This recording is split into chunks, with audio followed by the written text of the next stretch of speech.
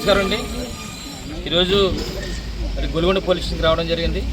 Party నాయకులందరూ గొలుగొండ మండల party నాయకులందరూ కూడా మరి రావడం గల ఉద్దేశం ఏంటంటే మరి ఎవరైతే సర్పంచ్ ఉన్నారో మరి పప్పుశెట్టిపల్లి సర్పంచ్ గారు అలాగే వాళ్ళ భర్త రామకృష్ణ నాయుడు గారి మీద మరి మొన్ననే కేసు పెట్టడం జరిగింది. దానిపై మరి కోర్టు వారు కూడా ఒక 3 నెలల పాటు మరి ఎటువంటి చర్యలు తీసుకోవద్దు, వాళ్ళు మరి ఎవరైతే డిపార్ట్మెంట్ ఉన్నారో వాళ్ళకి సహకరించాలని చెప్పి వారికి చెప్పడం జరిగింది. మరి దాని మీద ఈరోజు మరి ఎస్ఐ గారు మరి నిన్నే నోటీస్ పంపారు ఈరోజు రమ్మని. ఆల్రెడీ 10 గంటలకు రమ్మన్నందుకు వాళ్ళందరూ కూడా అటెండ్ అయ్యారు. వాళ్ళ తాలూకా ఏదైతే మరి కోర్టు వారు ఇచ్చారో సహకారం చేయమని ఆ విధంగానే వారు అడిగిన ప్రశ్నలన్నీ కూడా వారు సమాధానం చెప్పడం జరిగింది. అలాగే వాళ్ళకి కావాల్సిన డాక్యుమెంట్స్ కూడా మరి ఎస్ఐ గారు చెప్పడం జరిగింది. అవి కూడా మరి త్వరలోనే ఆ డాక్యుమెంట్స్ అన్నీ కూడా మరి ఇవ్వడం జరుగుతుంది. అయితే ముఖ్యంగా ఒకసారి అంటే ఇది యాక్చువల్గా కోర్టు పరిధిలో ఉంది కేసు అంతా కూడా, అయినప్పటికీ కూడా ఒకసారి మీ ద్వారా ఈ నియోజకవర్గ ప్రజలకి మండల ప్రజలందరూ కూడా తెలియాలి. ఏమంటారంటే ఇక్కడ జమ్మాదేవపేటకి సంబంధించి కొంతమంది గ్రామస్తులు ఎస్పీ గారికి కంప్లైంట్ చేశారు. ఏమని చేశారు, ఇక్కడ జమ్మాదేవపేటలో ఒక కమ్యూనిటీ బిల్డింగ్కి సంబంధించి ఎవరైతే సర్పంచ్ ఉన్నారో సర్పంచ్ గారి మీద, వాళ్ళ భర్త కాంట్రాక్టర్ ఆయన మీద, అలాగే ఒక సెక్రటరీ గారి మీద, ముగ్గురు మీద కూడా చర్యలు తీసుకోవాలని చెప్పి ఎస్పీ గారికి కంప్లైంట్ చేశారు విలేజెస్. ఎస్పీ గారి దగ్గర నుంచి ఎస్ఐ గారి దగ్గర నుంచి వచ్చింది ఆ లెటరు. ఎస్ఐ గారు ఏం చేశారంటే ఎవరైతే విలేజెస్ చేశారో ఆ ముగ్గురు పేర్లతో సహా మరి ఎంపీడీ గారికి ఇవ్వడం జరిగింది. దాని మీద ఏంటి దీని తాలూకా సమాచారం ఏం చేశారని చెప్పి.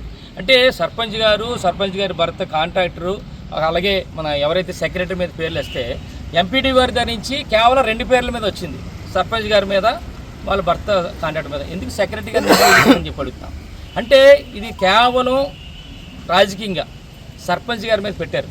ఎందుకంటే వారి భర్త కాంట్రాక్ట్ అయినప్పుడు కూడా వాళ్ళు విలేజ్ అందరి మీద అధికారుల దగ్గర కమిటీ అయ్యాడు. 1,51,000 రూపాయలు ఇస్తానని చెప్పి కమిటీ అయ్యాడు. దాని ప్రకారం మొన్న కోర్టు ద్వారా కూడా కట్టడం జరిగింది. అయితే ఇది జరిగింది ఏంటంటే అక్కడ ఎవరైతే గ్రామస్తులు ఉన్నారో గ్రామస్తులకి కాంట్రాక్టర్ ఉన్నాడో నాయుడికి జరిగింది గొడవ. ఈ గొడవ తీసుకొచ్చి అక్కడ సర్పంచ్ మీద ఎందుకు పెడతారో నాకు అర్థం కావట్లేదు. అంటే సర్పంచ్ గారు ఏమంటారంటే సర్పంచ్ గారు పేమెంట్ ఇచ్చారు కదా అందుకని పెట్టామంటున్నారు. సర్పంచ్ గారికి ఒకరికే పేమెంట్ ఇచ్చే అధికారం ఉందా పంచాయతీలో అంటున్నారు. సర్పంచ్ గారు సెక్రటరీ గారికి కలిపి ఇవ్వాలి ఆర్డర్. అంటే వాళ్ళిద్దరూ ఇవ్వాలంటే అక్కడ జేఈ గారు డిఈ గారు ఎంబుక్ రికార్డ్ అవ్వాలి.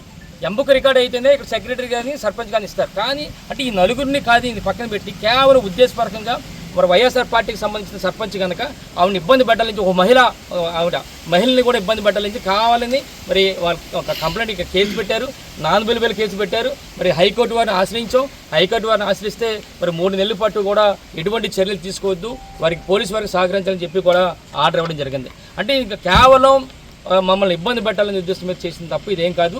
ఇవన్నీ కూడా మరి కోర్టు పరిధిలో ఉన్నాయి.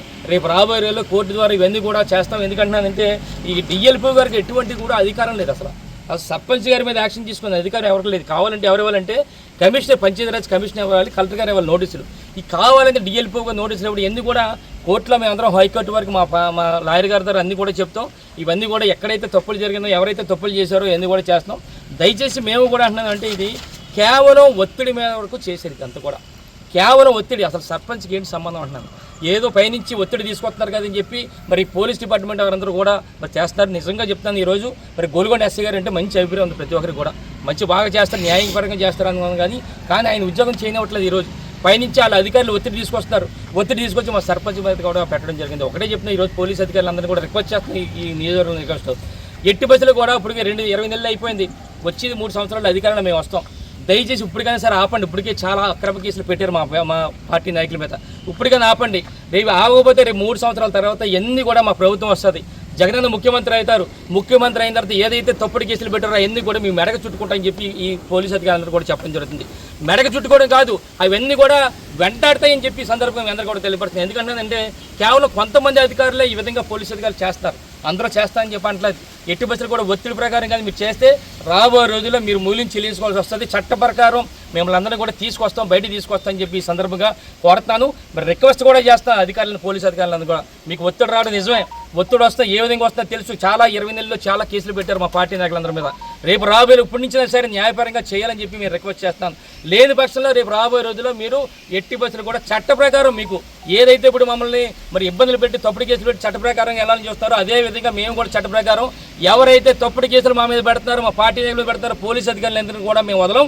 అది కూడా మేము కోర్టు పరంగా న్యాయపరంగా మేము వెళ్ళి వాళ్ళందరికీ కూడా శిక్ష పడే విధంగా చేస్తామని చెప్పి మీ దగ్గర తెలియపరుస్తూ మరొకసారి మరి ఏదైతే మరి ఎస్ఐ గారిని రిక్వెస్ట్ చేస్తున్నాం, గోల్కొండ ఎస్ఐ గారిని మీరు చెయ్యండి, నిజాయితీగా చేయండి. మరి మంచి పేరు ఉంది మీ అందరికీ కూడా. మీరు ఒత్తిడిని పక్కన పెట్టి మరి ఇలాంటి కేసులు ఇదే కాదు, ఏ కేసులు వచ్చినా సరే మీ అందరూ కూడా న్యాయబద్ధంగా చేయాలని చెప్పి ఈ ద్వారా మరి ఇక్కడ ఉన్న గోల్కొండ ఎస్ఐ గారిని కోరుకుంటూ నమస్కారాలు తెలుపుకుంటాను.